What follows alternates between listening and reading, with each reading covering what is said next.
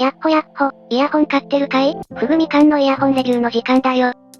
今回紹介するのは、低価格イヤホン作らせたらまず間違いない、無線イヤホンブランド、QCY から、QCY-T17 だ。今まで紹介してきた QCY モデルは、10mm、7mm と、それぞれ普通の完全無線イヤホンが使ってる 6mm より大きめのものが多かったんだけど、今回紹介する T17 は、一般的な完全無線イヤホンに近いスペックを持ってる。ただし、この価格帯では明らかにスペックが一段階上回ってるところもあるし、カタログスペックには出てこない、実用してわかる完成度の高さもしっかり備えてるぞ。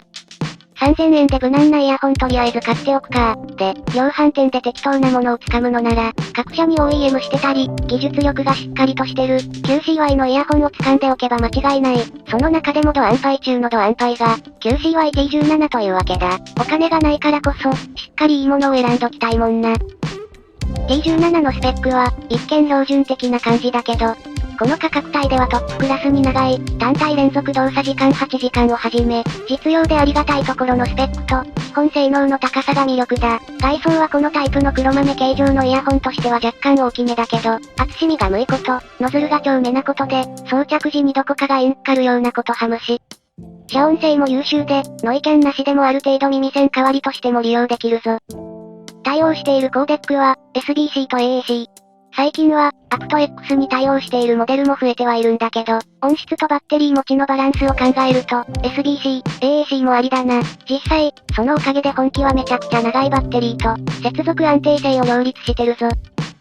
接続は基本的に同じ部屋の中だったらまず途切れない。ものによっては首振ると信号が止まるんだけど、そんなこともなく快適に利用できるぞ。連続動作時間の割に、ケースが小型なのも嬉しいポイントだ。実際、色々使ってみると、よくある完全無線イヤホンなんだけど、そこら辺のスペックのおかげで、ふとした時に他社のモデルよりも優位性を感じる。マイクも4マイク式で、通話時のノイズ除去機能が高い。QCY はここら辺のマイクの性能にも定評がある。実際に喋ったものがこちらだ。おはようございます。こんにちは。こんばんは。レビューヘドみかんのヘドみかんです。QCY-T17 で話しています。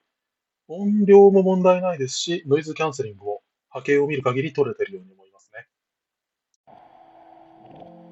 どうかな？問題なく通話できる品質だと思う。ちなみに、録音環境では思いっきり扇風機が回ってるぞ。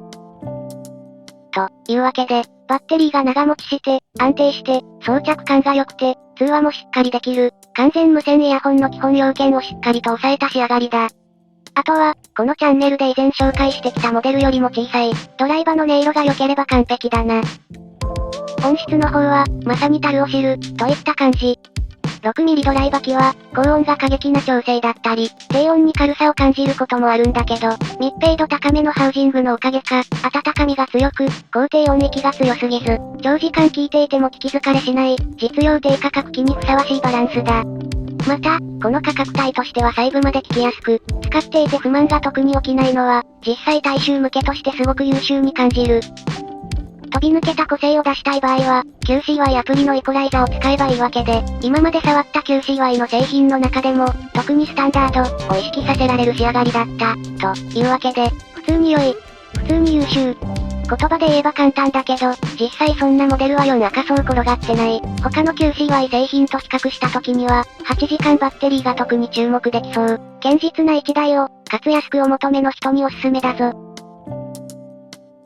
と、こんなところだな。一見無難なイヤホンの中の一つなんだけど、使えば使うほど、他社よりも優れていることを体感できる低価格機、そんなポジションだと思う。